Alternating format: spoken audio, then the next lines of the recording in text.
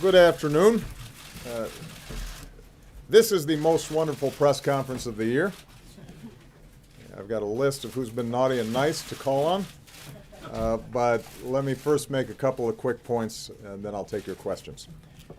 Typically, I use this year-end press conference to review how far we've come over the course of the year. Today, understandably, I'm going to talk a little bit about how far we've come over the past 8 years. As I was preparing to take office, the unemployment rate was on its way to 10%. Today it's at 4.6%, the lowest in nearly a decade. We've seen the longest streak of job growth on record, and wages have grown faster over the past few years than at any time in the past 40. When I came into office, 44 million people were uninsured. Today we've covered more than 20 million of them. For the first time in our history, more than 90% of Americans are insured. In fact, yesterday was the biggest day ever for healthcare.gov. More than 670,000 Americans signed up to get covered, and more are signing up by the day. We've cut our dependence on foreign oil by more than half, doubled production of renewable energy, enacted the most sweeping reform since FDR to protect consumers and prevent a crisis on Wall Street from punishing Main Street ever again. None of these actions stifled growth as critics predicted. Instead, the stock market has nearly tripled. Since I signed Obamacare into law, our businesses have added more than 15 million new jobs.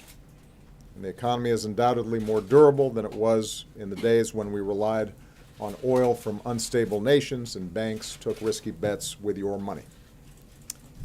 Add it all up, and last year the poverty rate fell at the fastest rate in almost 50 years, while the median household income grew at the fastest rate on record. In fact, income gains were actually larger for households at the bottom and the middle than for those at the top. And we've done all this while cutting our deficits by nearly 2/3 and protecting vital investments that grow the middle class. In foreign policy, when I came into office, we were in the midst of 2 wars. Now nearly 180,000 troops are down to 15,000. Bin Laden, rather than being at large, has been taken off the battlefield along with thousands of other terrorists.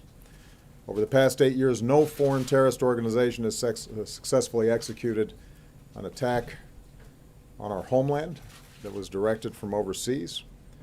Through diplomacy, we've ensured that Iran cannot obtain a nuclear weapon without going to war with Iran. We opened up a new chapter with the people of Cuba, and we brought nearly 200 nations together around a climate agreement that could very well save this planet for our kids. And almost every country on earth sees America as stronger and more respected today than they did 8 years ago. In other words, by so many measures, our country's stronger and more prosperous than it was when we started. It's a situation that I'm proud to leave for my successor. And it's thanks to the American people, for the hard work that you've put in, the sacrifices you made for your families and your communities, the businesses that you started or invested in, the way you looked out for one another. And I could not be prouder to be your president. Of course, to tout this progress doesn't mean that we're not mindful of how much more there is to do. In this season in particular, we're reminded that there are people who are still hungry, people who are still homeless, people who still have trouble paying the bills or finding work after being laid off. There are communities that are still mourning those who have been stolen from us by senseless gun violence, and parents who still are wondering how to protect their kids. And after I leave office, I intend to continue to work with organizations and citizens doing good across the country on these and other pressing issues to build on the progress that we've made. Around the world as well, there are hot spots where disputes have been intractable, conflicts have flared up, and innocent people are suffering as a result. And nowhere is this more terribly true than in the city of Aleppo. For years, we've worked to stop the civil war in Syria and alleviate human suffering. It has been one of the hardest issues that I've faced as president. The world, as we speak, is united in horror at the savage assault by the Syrian regime and its Russian and Iranian allies on the city of Aleppo. We have seen a deliberate strategy of surrounding, besieging, and starving innocent civilians. We've seen relentless targeting of humanitarian workers and medical personnel, entire neighborhoods reduced to rubble and dust. There are continuing reports of civilians being executed, and these are all horrific violations of international law. Responsibility for this brutality lies in one place alone, with the Assad regime and its allies, Russia and Iran, and this blood and these atrocities are on their hands. We all know what needs to happen. There needs to be an impartial international observer force in Aleppo that can help coordinate an orderly evacuation through safe corridors. There has to be full access for humanitarian aid, even as the United States continues to be the world's largest donor of humanitarian aid to the Syrian people. And beyond that, there needs to be a broader ceasefire that can serve as the basis for a political rather than a military solution. That's what the United States is going to continue to push for, both with our partners and through multilateral institutions like the UN.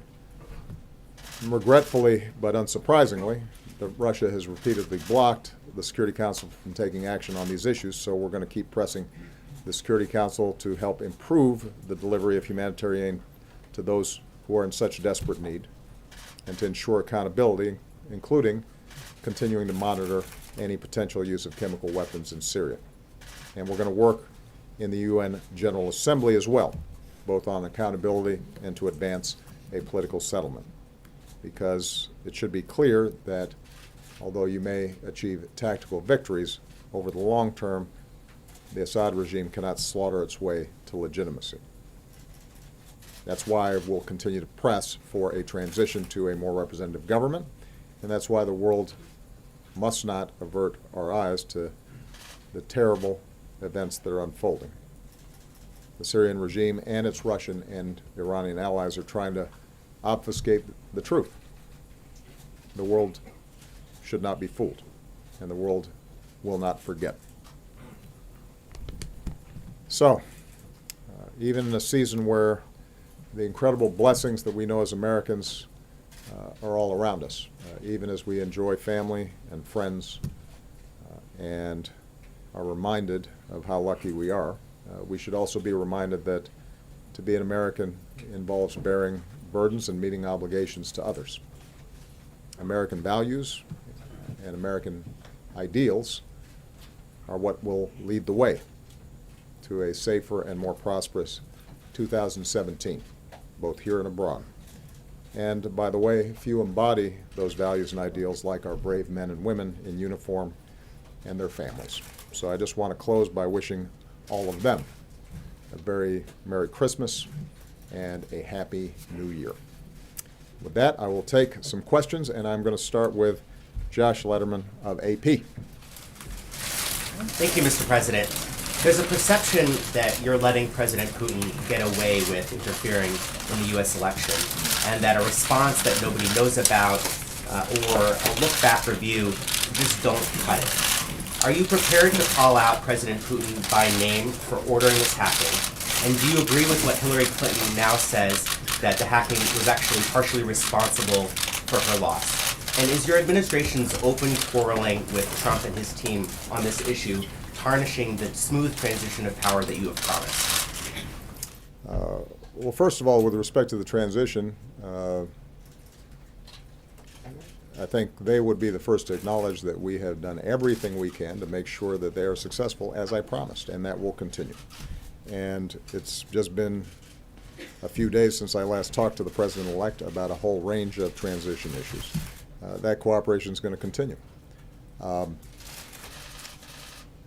There hasn't been a lot of squabbling. What we've simply said is the facts, which are that based on uniform intelligence assessments, the Russians were responsible for hacking the DNC, and that as a consequence, it is important for us to review all elements of that and make sure that we are preventing that kind of interference through cyber attacks in the future. That should be a bipartisan issue. That shouldn't be a partisan issue. And my hope is that the president-elect is going to similarly be concerned with making sure that we don't have potential foreign influence in our election process. I don't think any American wants that. And that shouldn't be a source of an argument. I think that part of the challenge is that it gets caught up in the carryover from election season.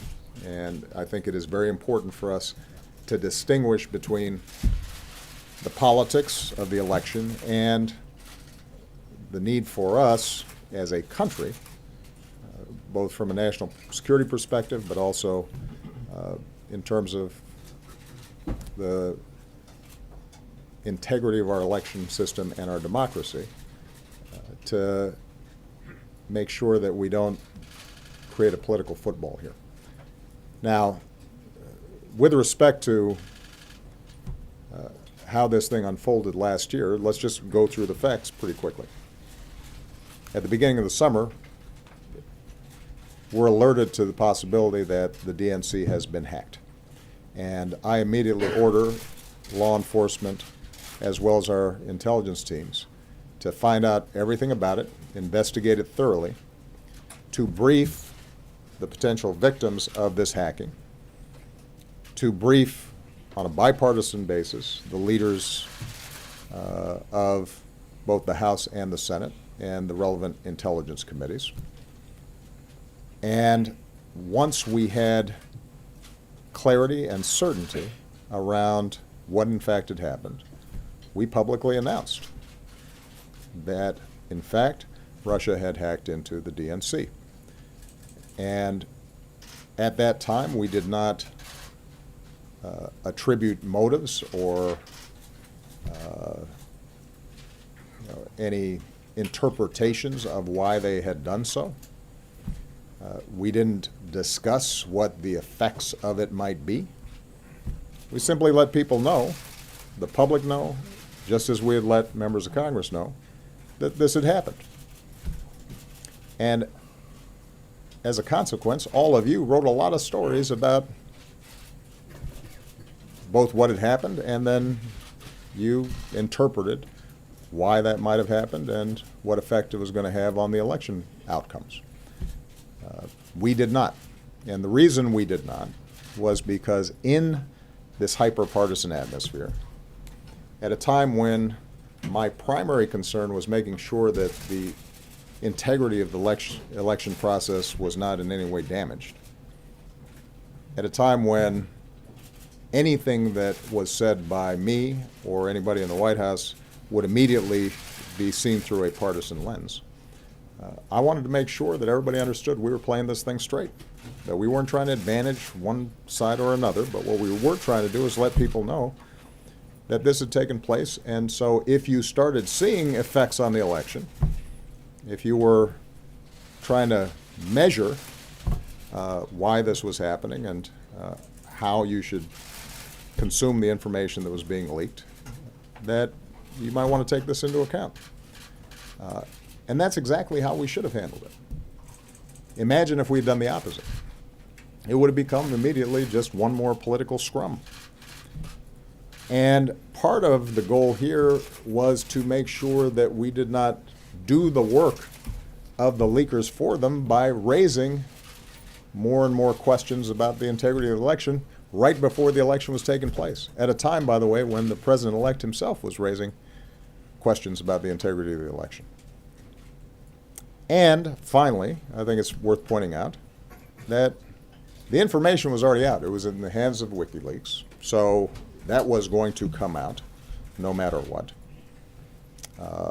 What I was concerned about in particular was making sure that that wasn't compounded by potential hacking that could hamper vote counting, affect the actual election process itself.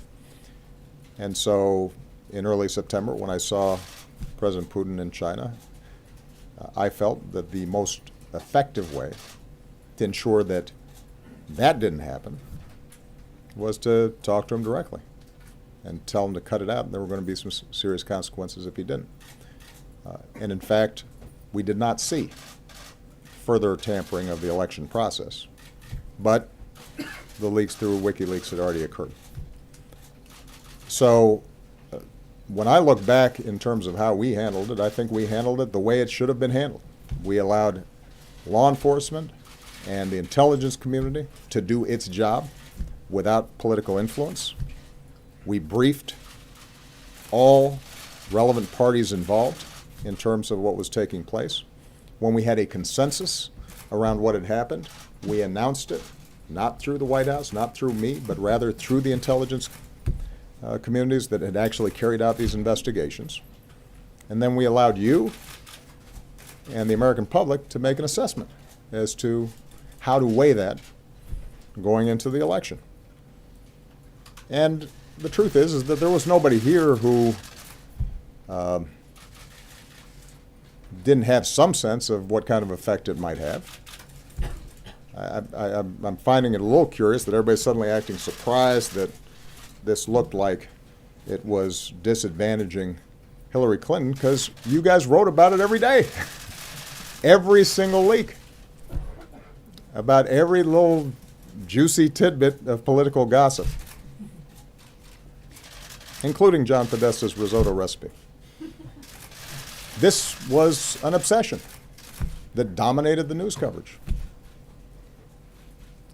So I do think it's worth us reflecting how it is that a presidential election of such importance, of such moment, with so many big issues at stake and such a contrast between the candidates, came to be dominated by a bunch of these leaks. What is it about our political system that made us vulnerable to these kinds of potential manipulations, which, as I've said publicly before, were not particularly sophisticated. This was not some elaborate, complicated espionage scheme. They hacked into some Democratic Party emails that contained pretty routine stuff, some of it embarrassing or uncomfortable, because I suspect that if any of us got our emails hacked into, there might be some things that we wouldn't want suddenly appearing on the front page of a newspaper or a telecast, even if there wasn't anything particularly illegal or controversial about it. And then it just took off. And that concerns me, and it should concern all of us. But the truth of the matter is that everybody had the information. It was out there, and we handled it the way we should have. Now, moving forward, I think there are a couple of issues that this raises. Number one is just the constant challenge that we are going to have with cybersecurity throughout our economy and throughout our society. We are a digitalized culture, and there is hacking going on every single day. There's not a company, there's not a major organization, there's not a financial institution, there's not a branch of our government where somebody's not going to be fishing for something or trying to penetrate or put in a virus or malware. And this is why for the last 8 years I've been obsessed with how do we continually upgrade our cybersecurity systems. And this particular concern around Russian hacking is part of a broader set of concerns about how do we deal with cyber issues being used in ways that can affect our infrastructure, affect the stability of our financial systems, and affect the integrity of our institutions, like our election process. I just received a couple weeks back, it wasn't widely reported on, a report from our Cybersecurity Commission that outlines a whole range of strategies to do a better job on this. But it's difficult because it's not all housed the target of cyber attacks is not one entity, but it's widely dispersed, and a lot of it is private, like the DNC. It's not a branch of government. We can't tell people what to do. What we can do is inform them, get best practices. What we can also do is to, on a bilateral basis, warn other countries against these kinds of attacks. And we've done that in the past. So just as I told Russia to stop it and indicated there will be consequences when they do it, the Chinese have in the past engaged in cyber attacks directed at our companies to steal trade secrets and proprietary technology. And I had to have the same conversation with with President Xi, and what we've seen is some evidence that they have reduced, but not completely eliminated, these activities, partly because they can use cutouts. One of the problems with the internet and cyber issues is that there's not always a return address, and by the time you catch up to it, attributing what happened to a particular government can be difficult, not always provable in court, even though our intelligence communities can make an assessment. What we've also tried to do is to start creating some international norms about this to prevent some sort of cyber arms race, because we obviously have offensive capabilities as well as defensive capabilities. And my approach is not a situation in which everybody's worse off because folks are constantly attacking each other back and forth, but putting some guardrails around the behavior of nation states, including our adversaries, just so that they understand that whatever they do to us, we can potentially do to them. We do have some special challenges because oftentimes our economy is more digitalized, it is more vulnerable, partly because we're a wealthier nation and we're more wired than some of these other countries. And we have a more open society and engage in less control and censorship over what happens over the internet, which is also part of what makes us special. Last point, and the reason I'm going on here is because I know that you guys have a lot of questions about this, and I haven't addressed all of you directly about it. With respect to response, my principal goal leading up to the election was making sure that the election itself went off without a hitch, that it was not tarnished, and that it did not feed any sense in the public that somehow tampering had taken place with the actual process of voting. And we accomplished that. That does not mean that we are not going to respond. It simply meant that we had a set of priorities leading up to the election that were of the utmost importance. Our goal continues to be to send a clear message to Russia or others not to do this to us, because we can do stuff to you. But it is also important for us to do that in a thoughtful, methodical way. Some of it we do publicly. Some of it we will do in a way that they know, but not everybody will. And I know that there have been folks out there who suggest somehow that if we went out there and made big announcements and thumped our chests about a bunch of stuff, that somehow that would potentially spook the Russians. But keep in mind that we already have enormous numbers of sanctions against the Russians. The relationship between us and Russia has deteriorated, sadly, significantly over the last several years. And so how we approach an appropriate response that increases costs for them for behavior like this in the future, but does not create problems for us, is something that's worth taking the time to think through and figure out. And that's exactly what we've done. So at a point in time where we've taken certain actions that we can divulge publicly, we will do so. there are times where the message will be directly received by the Russians and not publicized. And I should point out, by the way, part of why the Russians have been effective on this is because they don't go around announcing what they're doing. It's not like Putin's going around the world publicly saying, look what we did, wasn't that clever. He denies it. So the idea that somehow public shaming is going to be effective, I think doesn't read the thought process in Russia very well. Okay? Did Clinton lose because of the hacking? I'm going to let all the political pundits in this town have a long discussion about what happened in the election. It was a fascinating election, so I'm sure there are going to be a lot of books written about it. I've said what I think is important for the Democratic Party going forward, rather than try to parse every aspect of the election. And I've said before, I couldn't be prouder of Secretary Clinton, her outstanding service. I think she's worked tirelessly on behalf of the American people, and I don't think she was treated fairly during the election. I think the coverage of her and the issues was troubling.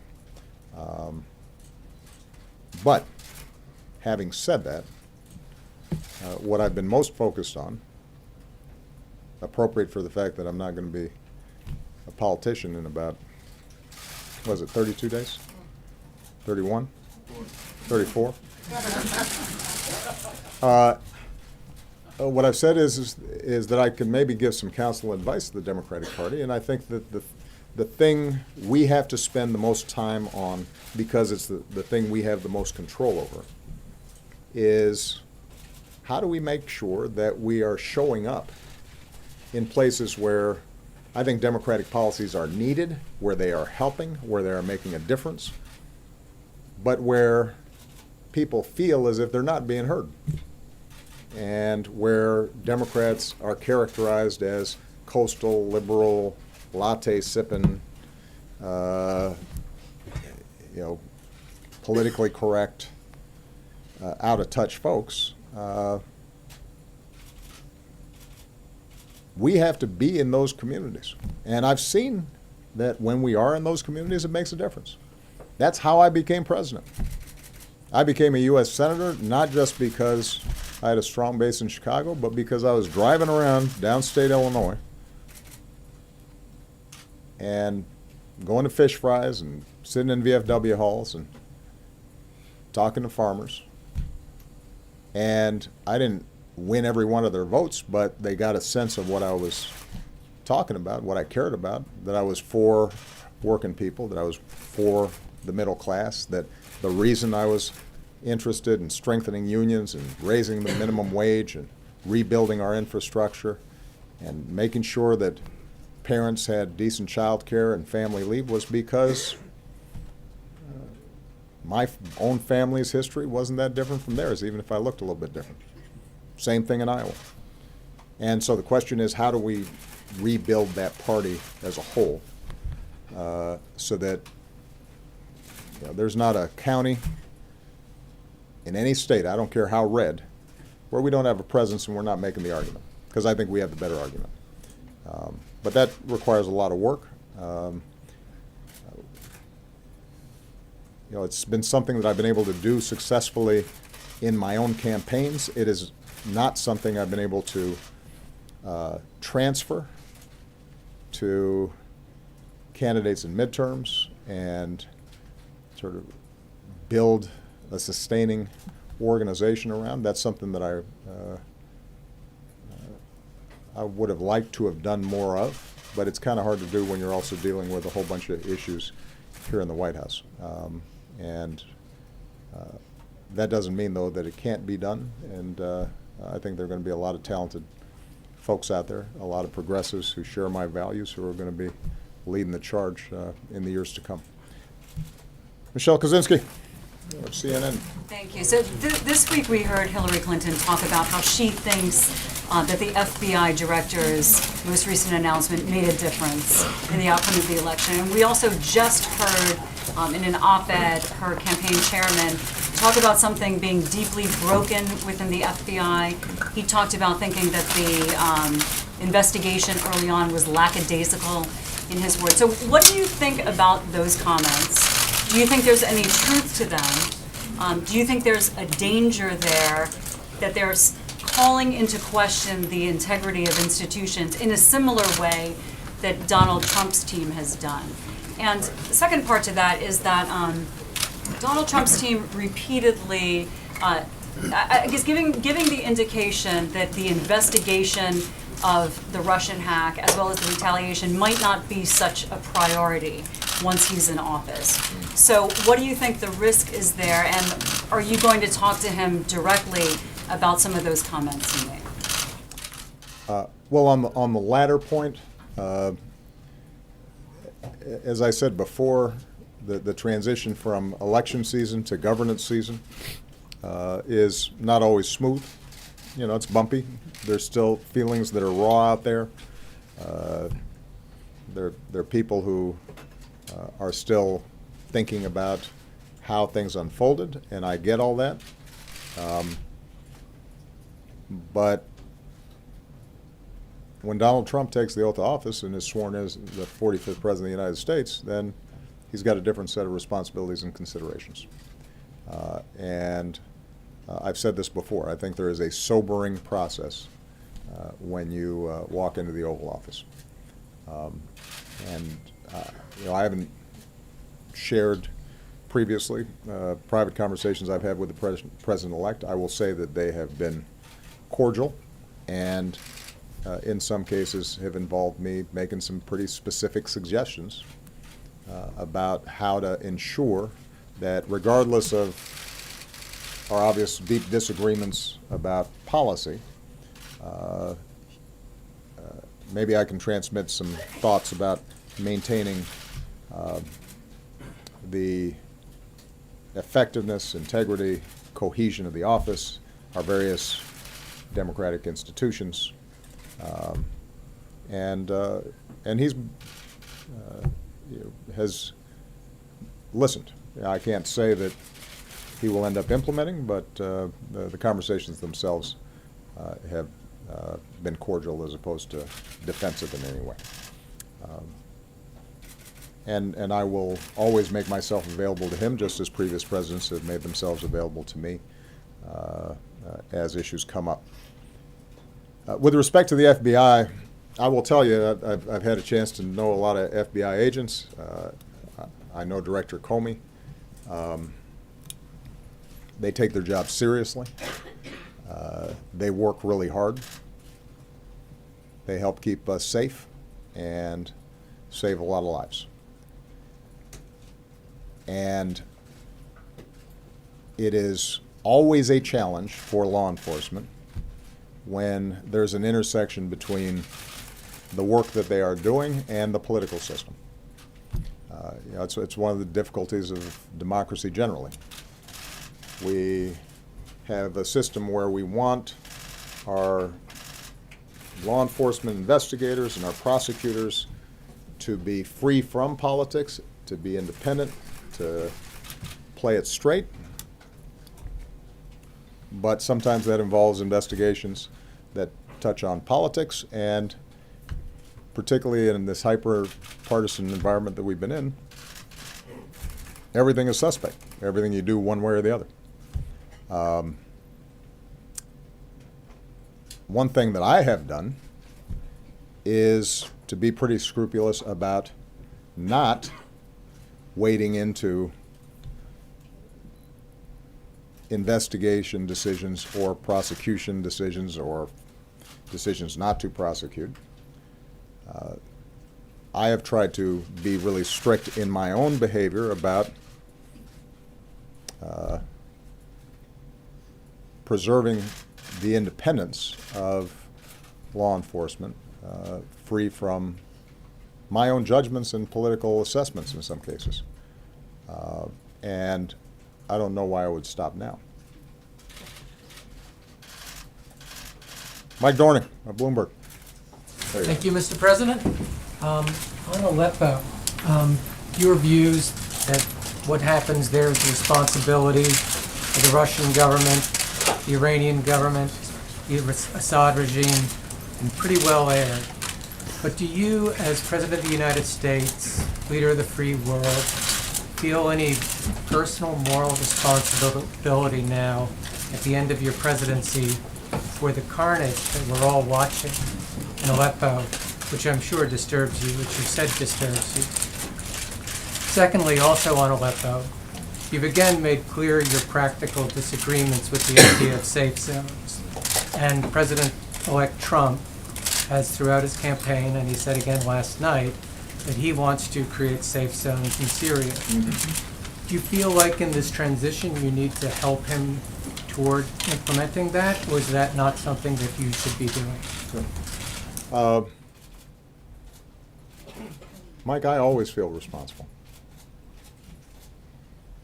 I felt responsible when kids were being shot by snipers. I felt responsible when millions of people had been displaced.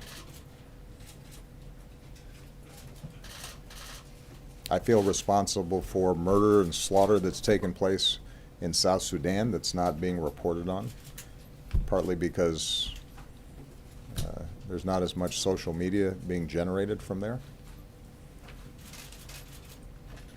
There are places around the world where horrible things are happening, and because of my office, because I'm President of the United States, I feel responsible. I ask myself every single day, is there something I could do that would save lives and make a difference and spare some child who doesn't deserve to suffer? So that's a starting point. There's not a moment during the course of this presidency where I haven't felt some responsibility. That's true, by the way, for our own country.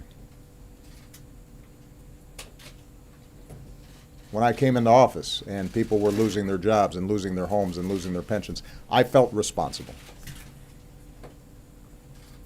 And I would go home at night and I would ask myself, was there something better that I could do or smarter that I could be that would make a difference in their lives, that would relieve their suffering and relieve their hardship? So with respect to Syria, what I have consistently done is taken the best course that I can to try to end the civil war, while having also to take into account the long-term national security interests of the United States. And throughout this process, based on hours of meetings,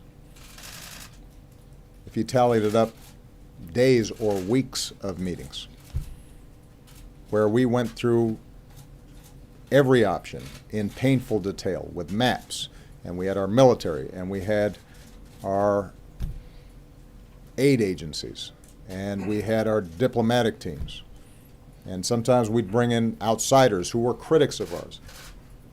Whenever we went through it, the challenge was that short of putting large numbers of U.S. troops on the ground, uninvited, without any international law mandate, without sufficient support from Congress,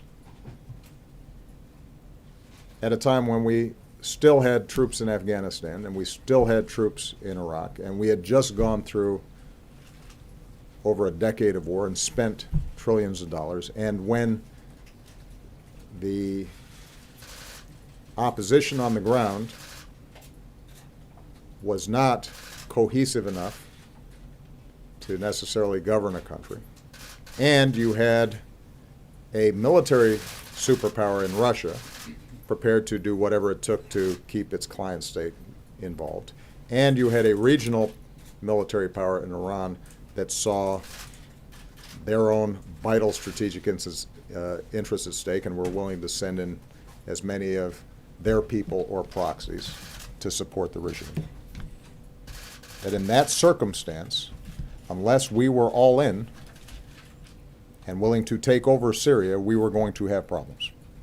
And that everything else was tempting because we wanted to do something and it sounded like the right thing to do, but it was going to be impossible to do this on the cheap. And in that circumstance, I have to make a decision as President of the United States as to what is best. I'm sorry, what's going on? Somebody's not feeling good? All right. Why don't we have, we can get our doctors back there to help out. Somebody want to go to my doctor's office and just have them? All right. Where was I? So, we couldn't do it on the cheap. Now, it may be. We need to get a doctor in here, I think. Can that be arranged? Thank you. Can somebody help out, please, and get Doc Jackson in here?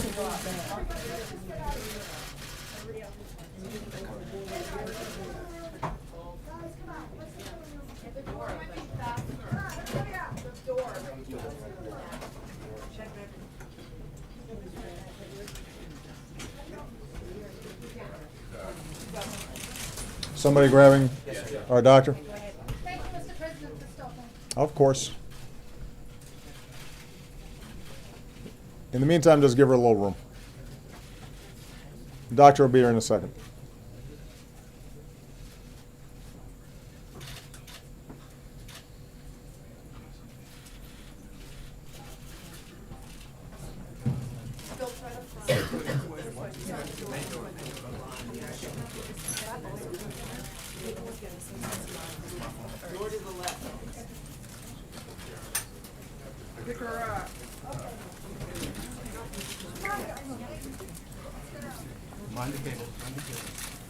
You guys know where the doctor's office is? 'Cause just go through the palm doors. It's right next to the map room. There he is. All right, there's Doc Jackson. He's all right. Okay. Doctor's in the house. You're saying it's tempting to do on the cheap. So,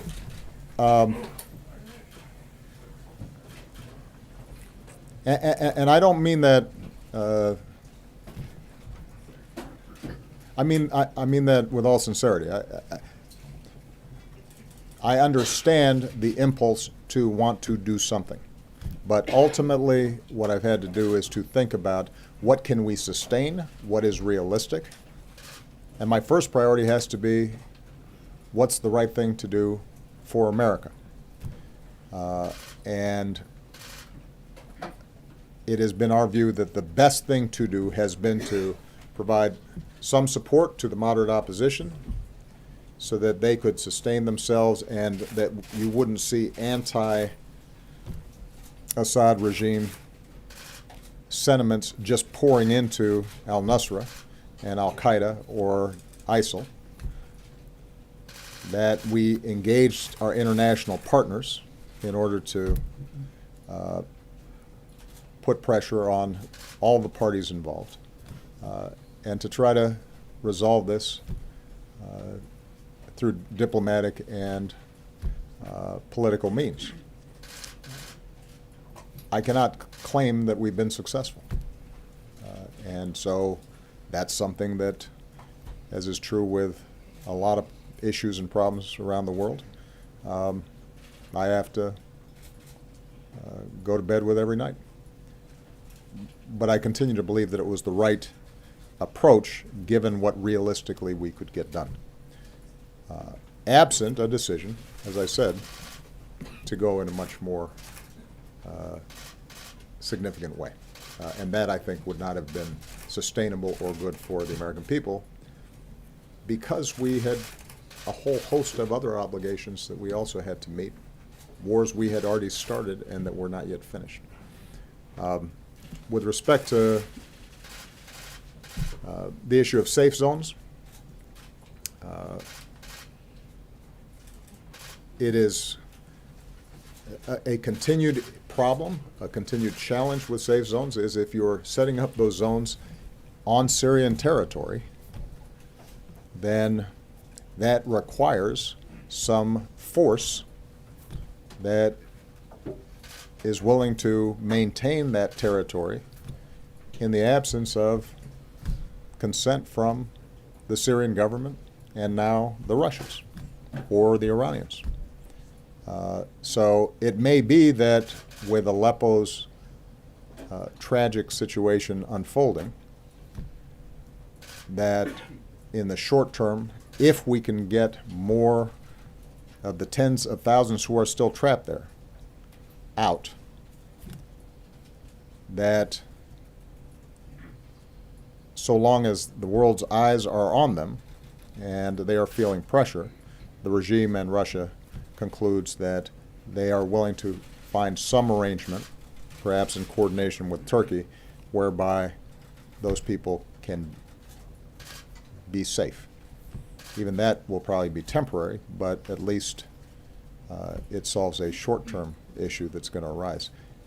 Unfortunately, we're not even there yet, because right now we have Russians and Assad claiming that basically all the innocent civilians who were trapped in Aleppo are out, when international organizations, humanitarian organizations who know better and who are on the ground have said unequivocally that there's still tens of thousands who are trapped and prepared to leave under pretty much any conditions. And so right now our biggest priority is to continue to put pressure wherever we can to try to get them out.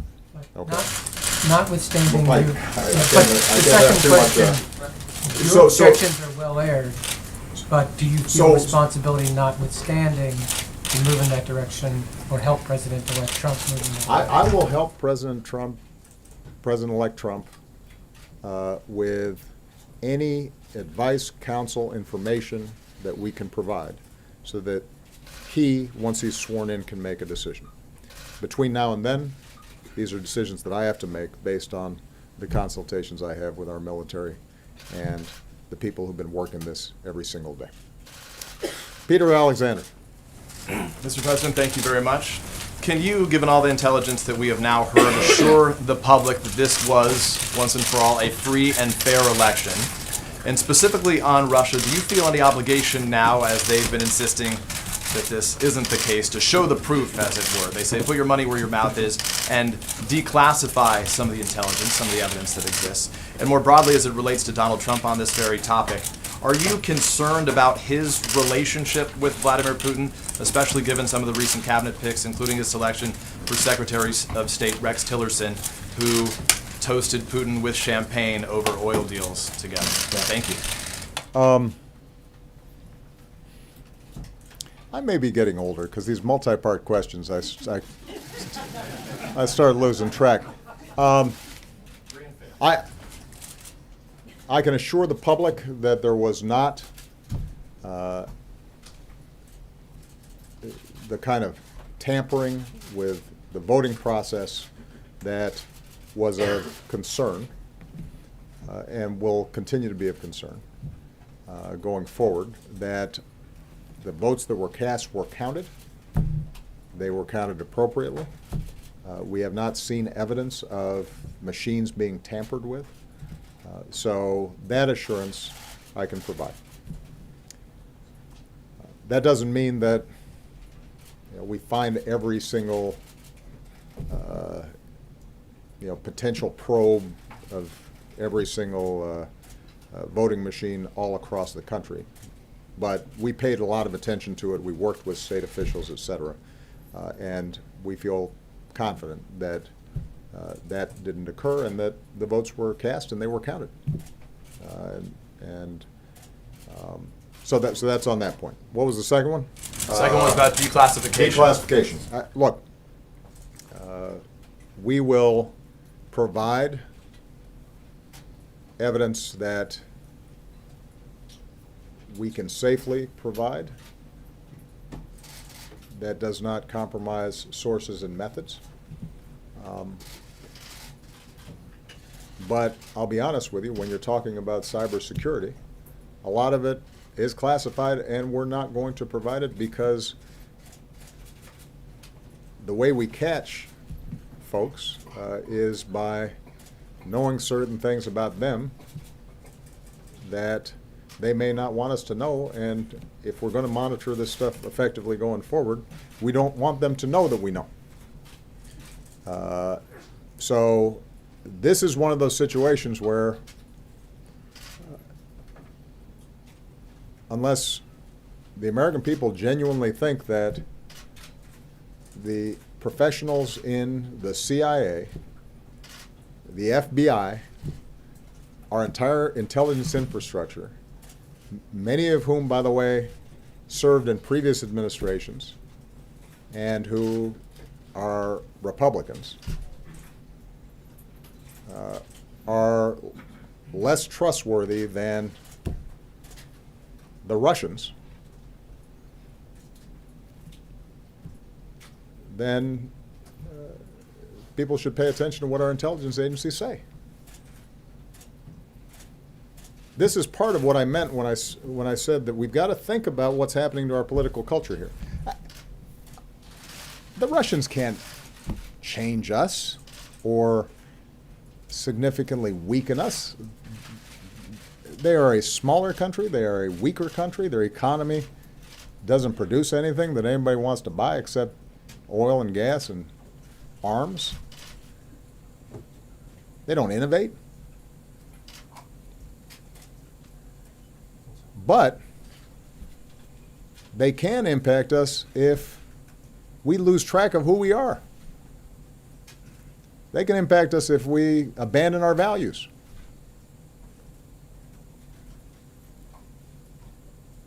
Mr. Putin can weaken us just like he's trying to weaken Europe if we start buying into notions that it's okay to intimidate the press or lock up dissidents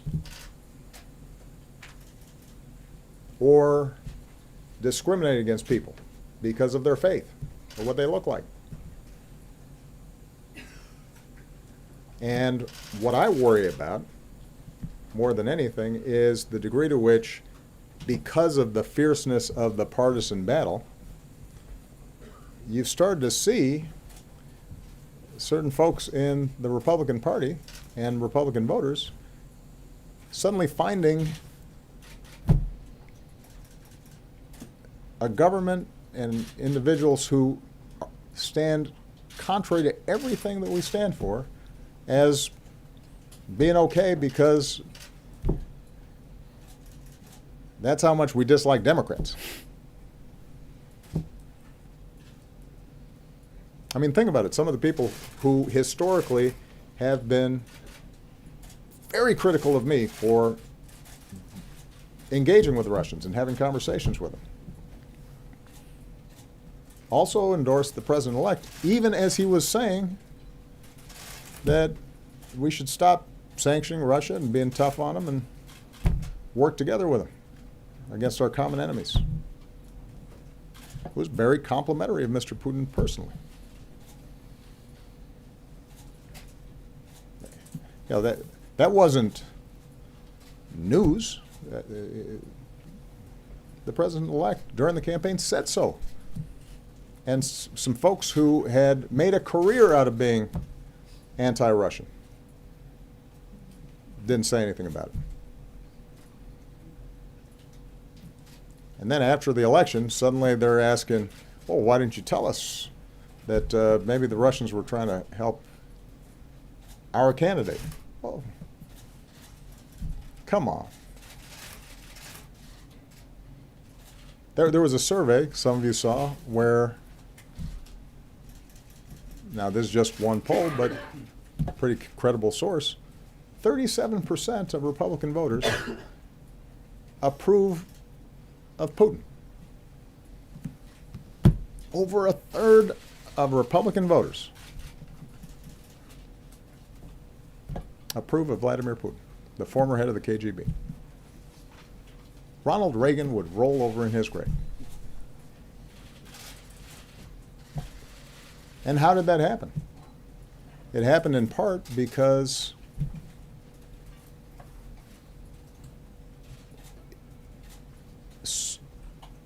for too long, everything that happens in this town, everything that's said, is seen through the lens of, does this help or hurt us relative to Democrats or relative to President Obama?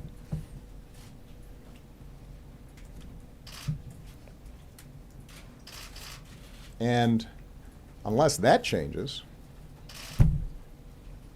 we're going to continue to be vulnerable to foreign influence because we've lost track of what it is that we're about and what we stand for.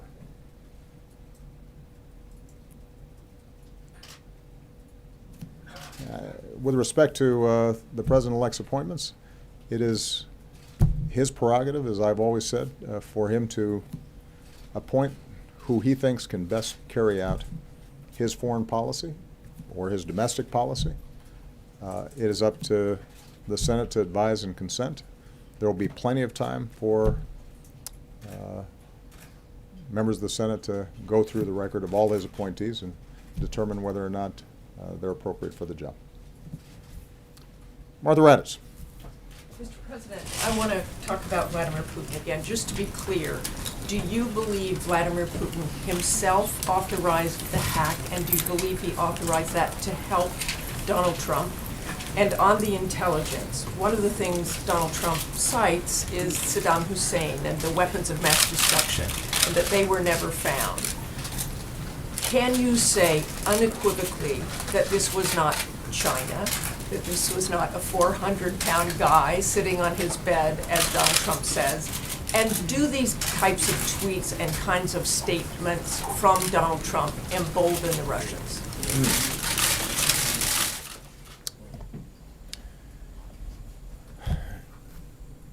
You know, when the report comes out before I leave office, that will have drawn together all the threads, and so I don't want to step on their work ahead of time. What I can tell you is that the intelligence that I've seen gives me great confidence in their assessment that the Russians carried out this hack. Which hack? The hack of the DNC and the hack of John Podesta. Now, but again, I think this is exactly why I want the report out, so that everybody can review it. And this has been briefed, and the evidence in closed session has been provided on a bipartisan basis. Not just to me, it's been provided to the leaders of the House and the Senate and the chairman and ranking members of the relevant committees. And I think that what you've already seen is at least some of the folks who've seen the evidence don't dispute, I think, the basic assessment that the Russians carried this out. But specifically, did you not say Well, that? Martha, I think what I want to make sure of is that I give the intelligence community the chance to gather all the information, but I'd make a larger point, which is not much happens in Russia without Vladimir Putin. I mean, this is a pretty hierarchical operation. Last I checked, there's not a lot of debate and democratic deliberation, particularly when it comes to policies directed at the United States. We have said, and I will confirm, that this happened at the highest levels of the Russian government, and I will let you make that determination as to whether there are high-level Russian officials who go off rogue and decide to tamper with the U.S. election process without Vladimir Putin knowing about it. So I wouldn't be wrong in saying the president thinks Vladimir Putin authorized the hack. Martha, I've given you what I'm going to give you. What was your second question? Do the tweets and do the statements by Got it. Donald Trump embolden Russia?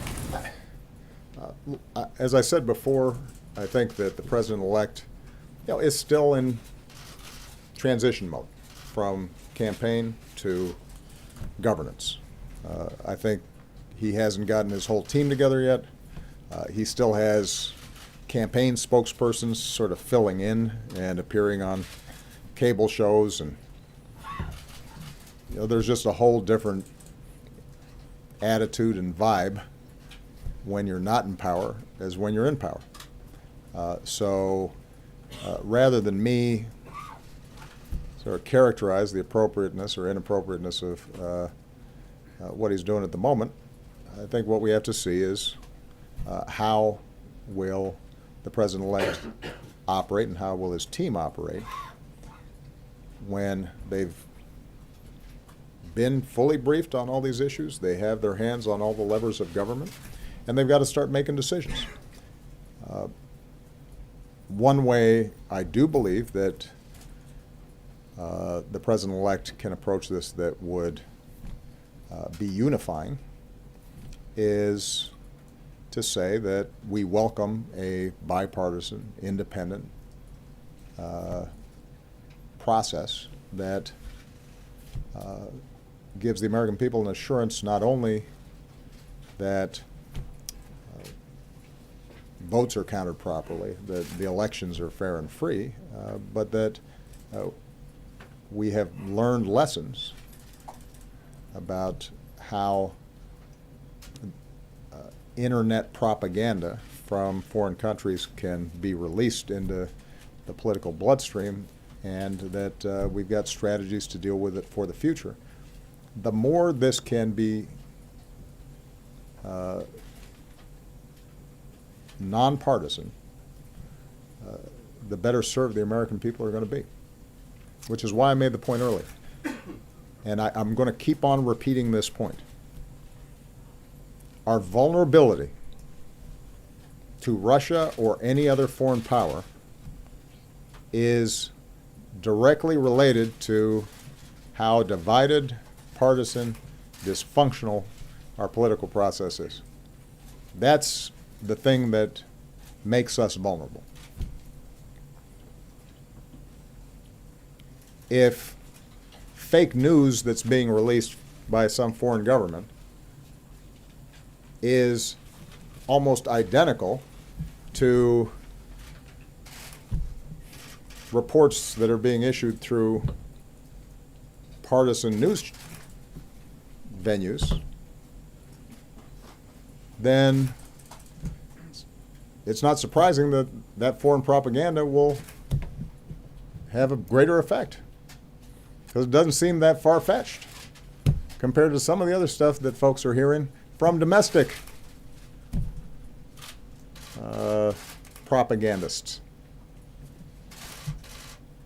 To the extent that our political dialogue is such where everything's under suspicion, everybody's corrupt, and everybody is doing things for partisan reasons, and all of our institutions are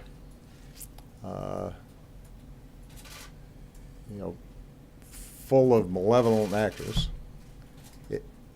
If that's the storyline that's being put out there by whatever party's out of power, then when a foreign government introduces that same argument with facts that are made up,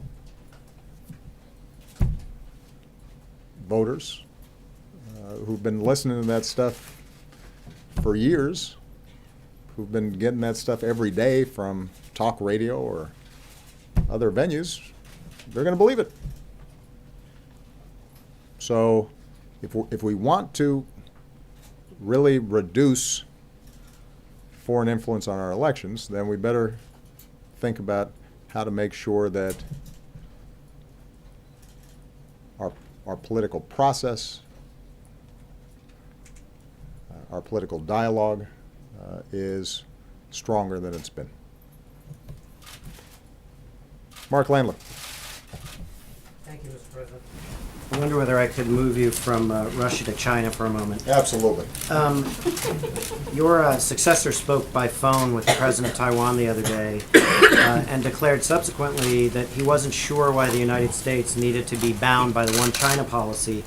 He suggested it could be used as a bargaining chip, perhaps to get better terms on a trade deal or more cooperation on North Korea. There's already evidence that tensions between the two sides have increased a bit, and just today the Chinese have evidently seized an underwater drone in the South China Sea. Do you agree, as some do, that our China policy could use a fresh set of eyes, and what's the big deal about having a short phone call with the president of Taiwan?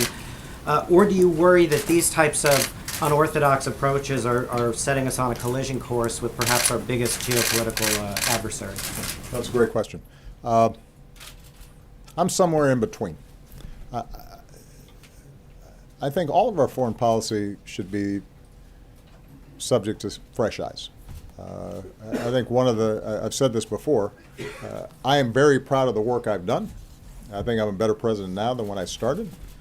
But, you know, if you're here for 8 years in the bubble, you start seeing things a certain way, and you benefit from the democracy benefits. America benefits from some new perspectives.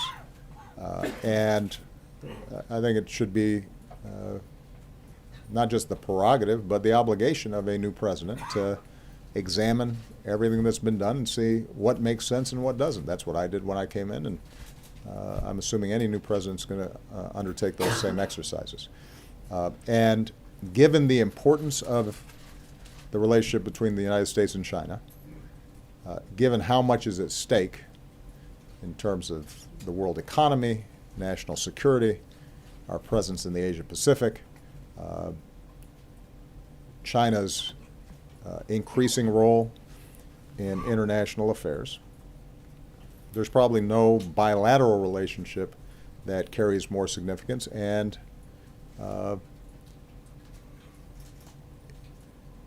where there's also the potential, if that relationship breaks down or goes into a full conflict mode, that everybody is worse off. So I think it's fine for him to take a look at it. What I've advised the president-elect is that across the board on foreign policy, you want to make sure that you're doing it in a systematic, deliberate, intentional way. And since there's only one president at a time, my advice to him has been that before he starts having a lot of interactions with foreign governments, other than the usual courtesy calls, that he should want to have his full team in place, that he should want his team to be fully briefed on what's gone on in the past and where the potential pitfalls may be, where the opportunities are, what we've learned from 8 years of experience, so that as he's then maybe taking foreign policy in a new direction, he's got all the information to make good decisions. And, by the way, that all of government is moving at the same time and singing from the same hymnal. And with respect to China, and let's just take the example of Taiwan, there has been a long-standing agreement, essentially, between China and the United States, and to some degree the Taiwanese, which is to not change the status quo. Taiwan operates differently than mainland China does. China views Taiwan as part of China, but recognizes that it has to approach Taiwan as an entity that has its own ways of doing things. The Taiwanese have agreed that as long as they're able to continue to function with some degree of autonomy, that they won't charge forward and declare independence. And that status quo, although not completely satisfactory to any of the parties involved, has kept the peace and allowed the Taiwanese to be a pretty successful and economy and a people who have a high degree of self-determination.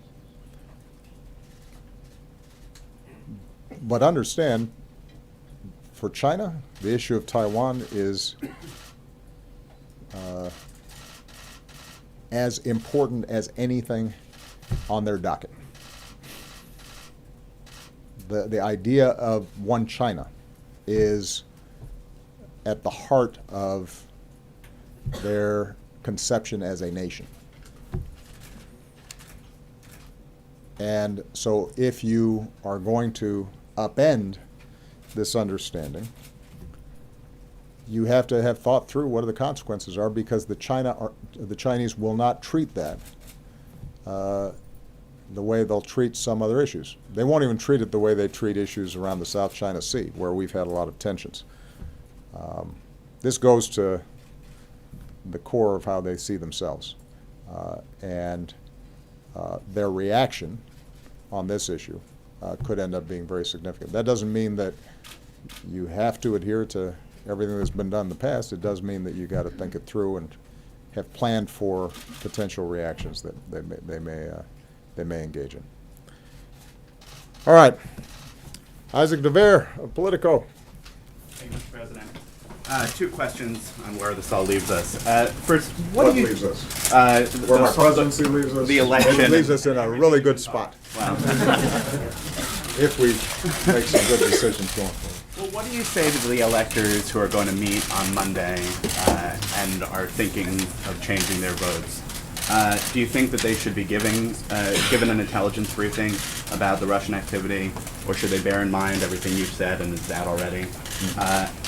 Should votes be bound by the state votes as they've gone? And long term, do you think that there is a need for electoral college reform that would tie to the popular vote? Okay. That sounded like two, but that was all one. You know the way this goes already. I love how these are. I've got two questions. Each one has 4 parts. On the Democratic Party, your labor secretary is running for to be the chair of the Democratic National Committee. Is the vision that you've seen him putting forward what you think the party needs to be focused on? And what do you say to some of the complaints that say the future of the Democratic Party shouldn't be a continuation of some of your political approach? Part of that is complaints that decisions that you've made as president, as the leader of the party, have structurally weakened the DNC and the Democratic Party, and they think that that has led to, or has helped lead to some of the losses in elections around the country. Do you regret any of those decisions? Okay. Those are my two. Good. I'll take the second one first and say that Tom Perez has been, I believe, one of the best secretaries of labor in our history. He is tireless. He is wicked smart. He has been able to work across the spectrum of, labor, business, activists. He's produced. I mean, if you look at his body of work on behalf of working people, what he's pushed for in terms of making sure that workers get a fair deal, decent wages, better benefits, that their safety is protected on the job. He has been extraordinary. Now, others who have declared are also my friends and are fine people as well. And the great thing is, I don't have a vote in this. So we'll let the process unfold. I don't think it's going to happen anytime soon. I described to you earlier what I think needs to happen, which is that the Democratic Party, whether that's entirely through the DNC or through a rebuilding of state parties or some other arrangement, has to work at the grassroots level, has to be present in all 50 states, has to have a presence in counties, has to think about message and how are we speaking directly to voters, I will say this, I'm not going to engage in too much punditry, but that I could not be prouder of the coalition that I put together in my, each of my campaigns, because it was inclusive and it drew in people who normally weren't interested in politics and didn't participate. But I'd like to think, I think I can show, that in those elections, I always cast a broad net. I always said, first and foremost, we're Americans, that we have a common creed, that there's more that we share than divides us, and I want to talk to everybody and get a chance to get everybody's vote. I still believe what I said in 2004, which is this red state blue thing is a construct. Now, it is a construct that's gotten more and more powerful for a whole lot of reasons, from gerrymandering to big money to the way that the media is splintered, and so people are just watching what reinforces their existing biases as opposed to having to listen to different points of view. So there are all kinds of reasons for it. But outside of the realm of electoral politics, I still see people the way I saw them when I made that speech, full of contradictions, and there are some regional differences, but basically folks care about their families, they care about having meaningful work, they care about making sure their kids have more opportunity than they did. They want to be safe, they want to feel like things are fair. And whoever leads the DNC and any candidate with the Democratic brand going forward, I want them to feel as if they can reach out and find that common ground and speak to all of America.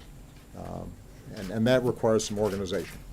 And you're right that, and I said this in my earlier remarks, that what I was able to do during my campaigns, I wasn't able to do during midterms. It's not that we didn't put in time and effort into it. I spent time and effort into it. But the coalition I put together didn't always turn out to be transferable. And the challenge is that some of that just has to do with the fact that when you're in the party in power and people are going through hard times like they were in 2010, they're going to punish to some degree the president's party, regardless of what organizational work is done. Some of it has to do with just some deep-standing traditional challenges for Democrats, like during off-year elections, the electorate's older and we do better with a younger electorate. But we know those things are true. We just I didn't crack the code on that. And if other people have ideas about how to do that even better, I'm all for it. With respect to the electors, I'm not going to wade into that issue because, again, it's the American people's job, and now the elector's job, to decide my successor. It is not my job to decide my successor. I've provided people with a lot of information about what happened during the course of the election, but more importantly, the candidates themselves, I think, talked about their beliefs and their vision for America. The president-elect, I think, has been very explicit about what he cares about and what he believes in. So it's not in my hands now. It's up to them. What about long-term, about the Electoral College? Long-term, with respect to the Electoral College, the Electoral College is a vestige. It's a carryover from an earlier vision of how our federal government was going to work that put a lot of premium on states. And it used to be that the Senate was not elected directly. It was through state legislatures. And it's the same type of thinking that gives Wyoming 2 senators and with about 500,000 people, and California with 33 million get the same 2. So there are some structures in our political system, as envisioned by the founders, that sometimes are going to disadvantage Democrats. But the truth of the matter is that if we have a strong message, if we're speaking to what the American people care about, typically, the popular vote and the electoral college vote will align. And I guess part of my overall message here as I leave for the holidays is that if we look for one explanation or one silver bullet or one easy fix for our politics, then we're probably going to be disappointed. There are just a lot of factors in what's happened, not just over the last few months, but over the last decade, that has made both politics and governance more challenging. And I think everybody has raised legitimate questions and legitimate concerns. I do hope that we all just take some time, take a breath. This is certainly what I'm going to advise Democrats, to just reflect a little bit more about how can we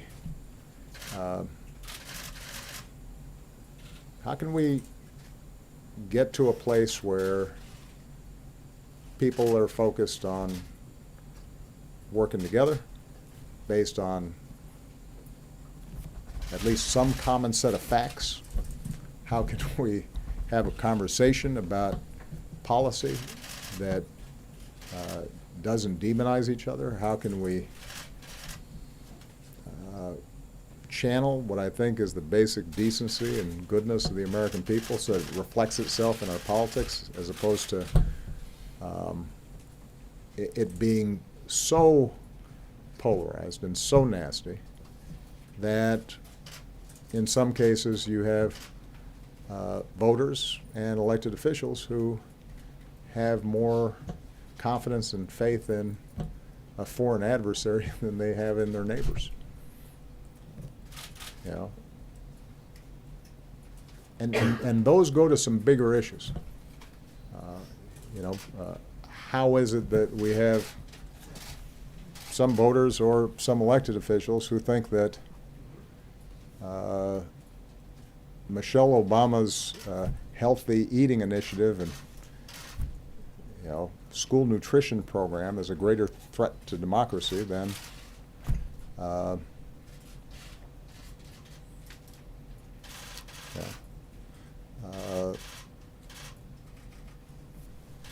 our government going after the press if they're issuing a story they don't like. Right? I mean, that's an issue that I think we've got to wrestle with, and we will. People have asked me how you feel after the election and so forth, and I say, well, look, this is a clarifying moment.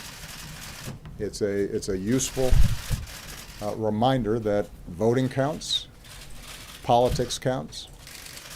What the president-elect is going to be doing is going to be very different than what I was doing, and I think people will be able to compare and contrast and make judgments about what worked for the American people. And I hope that, building off the progress we've made, that what the president-elect is proposing works. What I can say with confidence is that what we've done works. That I can prove. I can show you where we were in 2008, and I can show you where we are now. And you can't argue that we're not better off. We are. And for that, I thank the American people, and then more importantly, I thank, well, not more importantly, as importantly, I was going to say Josh Earnest for doing such a great job. Now, for that, I thank the American people. I thank the men and women in uniform who serve. I haven't gotten to the point yet where I've been overly sentimental. I will tell you, when I was doing my last Christmas party photo line, many of you have participated in these. They're pretty long. Right at the end of the line, the President's Marine Corps Band comes in, those who've been performing, and I take a picture with them. And it was the last time that I was going to take a picture with my Marine Corps Band after an event.